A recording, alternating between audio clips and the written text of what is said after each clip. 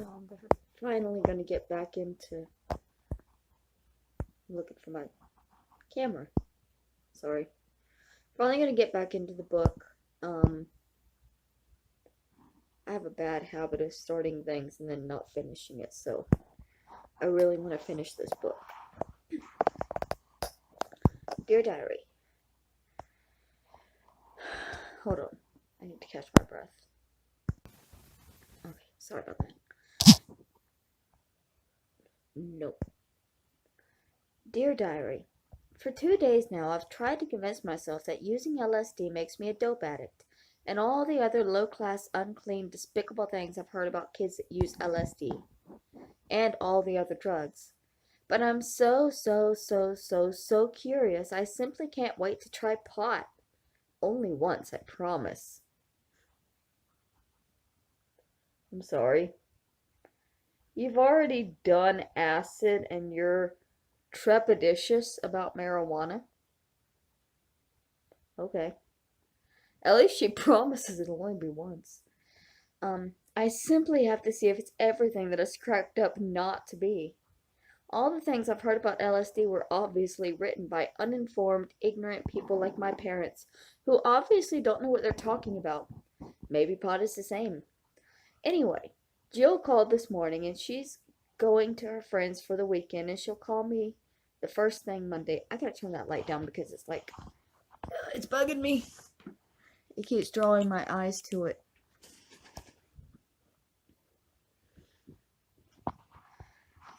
She called me first thing Monday. I told her what a great time I had, and she seemed pleased. I'm sure if I hint around, she'll see that I get to try pot just once. Then I'll immediately go home and forget the whole drug setup. But it's nice to be informed and know what things are really like. Of course, I wouldn't want anyone to... It's the fucking light. I'm gonna have to turn my camera off and just sit in the dark and do this. Hold on. Okay, I'm sorry. But it's nice to be informed and know what things are really like.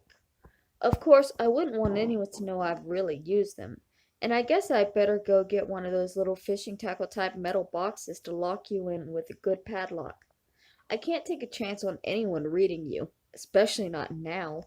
In fact, I guess I'd better take you with me even to the library to look up something about drugs. Thank goodness for the catalog section. I wouldn't dare ask anyone. Also, if I go now when the library first opens, I'll probably have the whole place to myself. July 14th. On the way to the library, I met Bill. He's taking me out tonight. I can't wait to see what happens. It's a completely new world I'm exploring, and you can't even conceive the wide new doors that are opening up before me. I feel like Alice in Wonderland. Maybe Lewis G. Carroll was on drugs too. July 20th. Dear, close, warm, intimate friend diary. What a fantastic, unbelievable, expanding, thrilling week I've had. It's been like, wow, the greatest thing that's ever happened. Remember I told you that I had a date with Bill? Well, he introduced me to torpedoes on Friday and speed on Sunday. They're both like riding shooting stars through the Milky Way, only 1,000,000,000,000,000,000 times better. The speed was a little scary at first, because Bill had to eject it right into my arm. I remember how much I hated shots when I was in the hospital. But this is different. Now I can't wait. I positively can't wait to try it again. No wonder it's called speed. I could hardly control myself. In fact, I couldn't have if I had wanted to, and I didn't want to. I danced like I had never dreamed possible for introverted, mousy little me. I felt great, free, abandoned. A different, improved, perfected specimen of a different, improved, perfected species. It was wild. It was beautiful. It really was. July 23rd. Dear Diary, Gramps had a little heart attack last night. Thank goodness it happened just as I was getting ready to go out and it wasn't really serious. Poor Gran is pretty much beside herself, but she's staying calm on the outside anyway. They haven't bugged me at all since I've been here, and they've been so delighted that I'm having a good time and that I've met lots of friends and they stay completely out of my way. Dear-hearted, square souls. If they only really knew what was happening, their eyebrows would be shocked up in the middle of their heads. Gramps' attack only means that he'll be bedridden for a few weeks, but I'll have to really be careful that I don't cause any extra trouble so that they'll want to send me home. Maybe if I start helping them more around the house, they'll even think they need me. I hope nothing happens to Gramps. I love him so much. I know sometime both he and Gran will have to die, but I hope that isn't for a very long time. Long time yet. It's strange, but I never thought much about dying till now. I suppose someday even I will have to die. I wonder if there really is a life after death. Oh, I do hope there is. But that isn't the part that really worries me. Actually, I know what our souls will go back up to God. I know that our souls will go back up to God. But when I think about our bodies being buried in the dark, cold ground and being eaten by worms and rotting, I can hardly stand the thought. I think I'd rather be cremated. Yes, I would. I definitely would. I'm going to ask Mom and Dad and the kids as soon as I get home, to be sure, and have me cremated when I die. They will. They're a sweet and wonderful and good family, and I love them, and I'm lucky to have them. I must remember to write to them again, this very day. I haven't been too good about writing, and I simply must be better. And I think I'll tell them I want to come home now, right now. I want to get away from Bill and Jill and all the others. I don't know why I shouldn't use drugs, because they're wild and they're beautiful and they're wonderful. But I know I shouldn't, and I won't. I won't ever again. I hereby solemnly promise that I will from this very day forward live so that everyone I know can be proud of me and so that I can be proud of myself. July 25th. Gramps is getting along fine. I've done all the cooking and cleaning and everything so Gran could just stay with him all the time. They really appreciate it, and I appreciate them. 6:30. Jill called and invited me to a party, but I told her I'm committed to my grandparents till things are better. I'm glad I had an excuse for not going. July 28th. Mom and Dad have been calling every day since Gramps had his attack. They asked me if I wanted to come home, and I really do, but I feel I should stay here till at least next week and help. August 2nd. I'm getting bored to the teeth, but at least I'm giving moral support to Gran. And after all she's done for me all my life, that's the least I can do. Bill called again and asked me for a date, and Gran insists that I get out, so I guess I'll go with him, and I'll just babysit if he wants a trip. August 3rd. Bill had 6 kids over to his house last night. His folks had gone to the city, so they wouldn't be back till 1 or 2. They were all going to trip on acid, and since I'd been cooped up for so long, I decided I might as well take one last trip, too. I'm certainly not going to use any of the stuff when I get home. It was groovy, even greater than the others. I don't see how each trip can be better than the one before, but they are. I sat for hours examining the exoticness and magnificence of my right hand. I could see the muscles and the cells and the pores. Each blood vessel was a fascination unto itself, and my mind still flutters with the wonder of it all. August 6th. Well, last night it happened. I am no longer a virgin. Well, in a way. I'm really sorry, because I always wanted Roger to be the first and only boy in my life. But he's away visiting. In fact, I haven't seen him since I got here. He might have grown into a gawky, stupid, rambling idiot anyway. I wonder if sex without acid could be so exciting, so wonderful, so indescribable. I always thought it just took a minute, or that it would be like dogs mating, but it wasn't like that at all. Actually, last night it took me a long time to get started on the trip. I just sat in the corner feeling left out and sort of antagonistic. And then suddenly it happened, and I wanted to dance wildly and make love. I hadn't known that I even felt that way about Bill. He had seemed a nice, quiet person who took care of me when I needed support, but suddenly I didn't have any inhibitions about trying to seduce him. Not that he needed much pressure. Actually, it still doesn't seem quite real. All my life, I've thought that the first time I had sex with someone would be something special, and maybe even painful. But it turned out to be just part of the brilliant, freaky, way out forever pattern. I still can't quite separate one thing from another. I wonder if all the kids had sex. But no, that's just too awfully animal and indecent. I wonder how shocked Roger would be if he knew. And my parents and Tim and Alex and Gramps and Gran. I think they would be mortified, but no more than I am.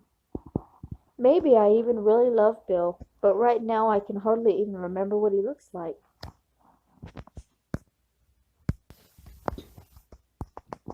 Oh, I'm so horribly nauseously mixed up, and what if I'm pregnant? Oh, how I wish I had someone, anyone to talk to who knows what they're talking about. I haven't thought about being pregnant before. Can it happen the first time? Will Bill marry me if I am, or will he just think I'm an easy little dum-dum who makes it with everyone? Of course he won't marry me. He's only 15 years old. I guess I'll just have to have an abortion or something. I certainly couldn't stand it if I had to leave school like someone else did last year. The kids talked about absolutely nothing else for weeks. Oh God, please, please make me not pregnant. I'm going to call Mom right now.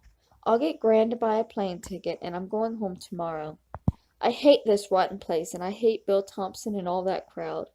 I don't know how I ever got mixed up with them, but I was so pleased and felt so smart when they accepted me, and now I feel miserable and ashamed, as though that's going to do any good. August 7th. Mom and Dad think I should wait until next week to come home. I couldn't really argue, because Gran needs me. But in the meantime, I'm not going to answer the phone or step off our property. Later, Jill called, but I told Gran to tell her I wasn't feeling well. It's pretty obvious, even to Gran, that I'm really not. I'm living with doubts and apprehensions and fears that I never dreamed possible. August 9th. The world has actually stopped in its orbit. My life is completely over. After dinner with Gran, After dinner, when Gran and I were sitting out in the garden, we heard tapping at the back gate, and guess who of all people in the universe stopped by? Roger and his mom and dad. They got back in the afternoon and heard about Gramps' sickness and had dropped by to visit him. I was beside myself. Roger is even more breathtakingly good-looking than ever, and I wanted to throw myself in his arms and cry my heart out to him. Instead, we shook hands, and I hurried to get everybody something to drink. Later, after we'd all talked for a while, Gran sent me in to get some chips and dip. And Roger followed me. Can you imagine Roger following me? He even asked me out. I wanted to die then and there.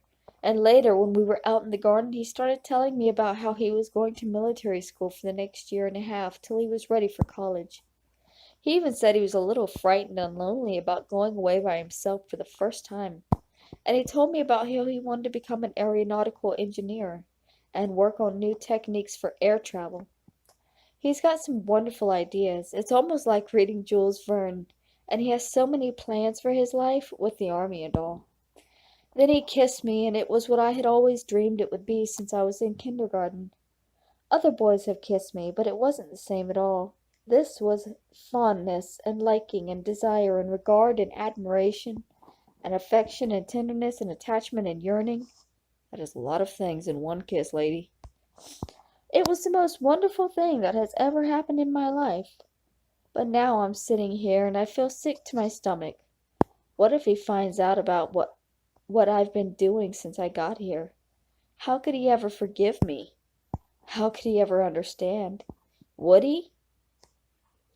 If I were only a Catholic, maybe I could do some kind of terrible penance to pay for my transgressions. I was brought up to believe that God would forgive people's sins, but how can I forgive myself? How could Roger forgive me? Oh, terrors, horrors, endless torment. August 10th. Roger has called 4 times today, but I refuse to talk to him. Gran and Gramps want me to stay over a few days until I feel better, but I can't. I simply can't face Roger again until I get my thinking straightened out. Oh, how did I ever get mixed up in such a mess? Imagine losing my virginity 4 nights before seeing Roger again. The awful irony of it. But even without that, would he have understood the acid trips? Would he have wanted me after those? I hadn't really cared before, but I care now, and it's too late. I must talk to someone. I must find someone who understands about drugs and talk to them. I wonder if I could talk to someone at Dad's university. Sorry, I keep having to pause because I keep losing my breath. I wonder if I could talk to someone at Dad's university. Oh, no. They'd be bound to tell him, and then I'd really be in a mess. Maybe I could say I was doing a paper on drugs for a science project or something, but I can't do that until school starts. I think I'd better take some of Gramps' sleeping pills. I'm never going to be able to sleep without them. In fact, I think I'd better take a supply of them. He's got plenty, and I'm sure I'll have a few bad nights at home before I get straightened out. I hope it's just a few. August 13th. Is all I can do to keep Mom from crying. It's all I can do to keep from crying. Mom and Dad just called to say how proud they are to have me for a daughter. There are no words to express how I feel. August 14th. Gran took me to the plane. She thinks Roger and I had a quarrel. She kept telling me everything would be all right and that it is a woman's place to be long-suffering and patient and tolerant and understanding. Oh, if she only knew. Mom and Dad and Tim and Alex met me and all told me how pale and wan I looked. They were ever so gentle and loving. It's good to be home. I must forget about everything. I must repent and forgive myself and start over. After all, I just turned 15 and I can't stop life and get off. Besides, since I've thought about Gramps dying, I don't want to die. I'm afraid. Isn't that ghastly and ironic? I'm afraid to live and afraid to die. Just like the old Negro spiritual, I wonder what their hang-up was. August 16th. Mother is making me eat. She's fixing all my favorite foods, but they still don't taste like much. Roger wrote me a long letter asking me if I was all right, but I simply haven't had the energy or the strength or the desire to answer him. Everyone is terribly worried about me, and in fact, I'm even terribly worried about myself. I still don't know if I'm pregnant and won't know for another 10 or 12 days. Oh, I pray I'm not. I keep asking myself how I could have been such an idiot. And there is no answer other than the fact that I am an idiot. A stupid, bungling, senseless, foolish, ignorant idiot. August 17th. I have used the last of Gramps' sleeping pills and I'm a wreck. I can't sleep and I'm all screwed up and Mom is insisting that I go see Dr. Langley. Maybe that will help. I'll do anything.